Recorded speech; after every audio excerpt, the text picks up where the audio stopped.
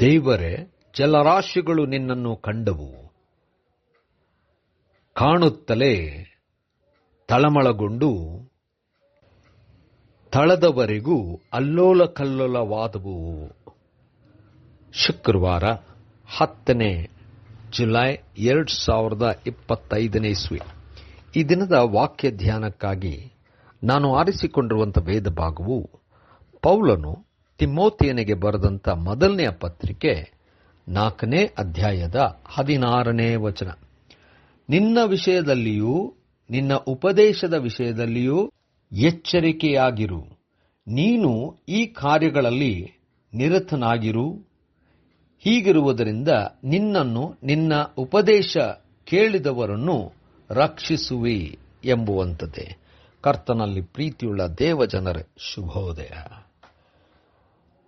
ದೇವರ ಮಕ್ಕಳಾಗಿರ್ತಕ್ಕಂಥವರು ತಮ್ಮ ನಂಬಿಕೆಯ ಪಯಣದಲ್ಲಿ ಎಚ್ಚರವಾಗಿದ್ದು, ಸಾರುವಂಥ ವಾಕ್ಯದ ಕುರಿತಾಗಿಯೂ ಎಚ್ಚರವಾಗಿದ್ದು, ಜನರನ್ನು ಉಳಿಸುವಂಥದ್ದೇ ದೇವರ ಸೇವಕರ ಕಾರ್ಯವಾಗಿದೆ.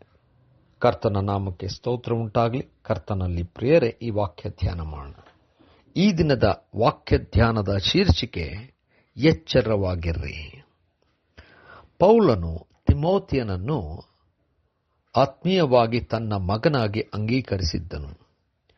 ತಿಮೋಥೆಯನು ಸೇವೆಯಲ್ಲಿ ಅನೇಕ ಸ್ಥಳಗಳಲ್ಲಿ ಪೌಲನಿಂದ ಕಳಿಸಲ್ಪಟ್ಟನು. ತಿಮೋಥೆಯನು ಯಥಾರ್ಥವಾಗಿ ಸೇವೆ ಮಾಡುವಂತವನಾಗಿದ್ದನು. ಆದರೂ ಪೌಲನು ತಿಮೋಥೆಯನಿಗೆ ಕೆಲವು ಎಚ್ಚರಿಕೆಯ ಮಾತನ್ನು ಹೇಳುತ್ತಿದ್ದಾನೆ.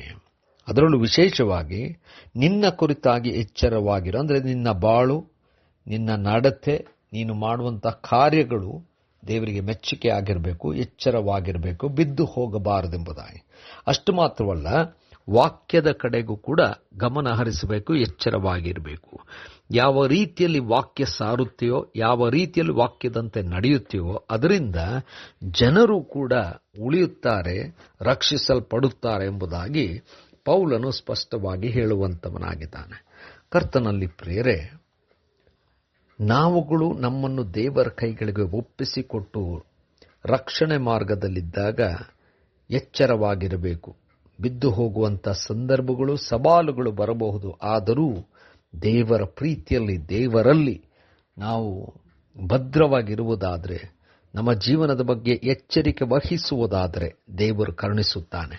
ಅಷ್ಟು ಮಾತ್ರವಲ್ಲ, ನಾವು ಸಾರುವಂಥ ವಾಕ್ಯದ ಕಡೆಗೆ, ನಮ್ಮ ಸಾಕ್ಷಿ ಕಡೆಗೆ ಗಮನ ಇರಬೇಕು. ಯಾಕಂದರೆ ಇದರ ಮೂಲಕವಾಗಿ ನಾವು ಅನ್ಯರನ್ನು ರಕ್ಷಿಸುತ್ತೇವೆ.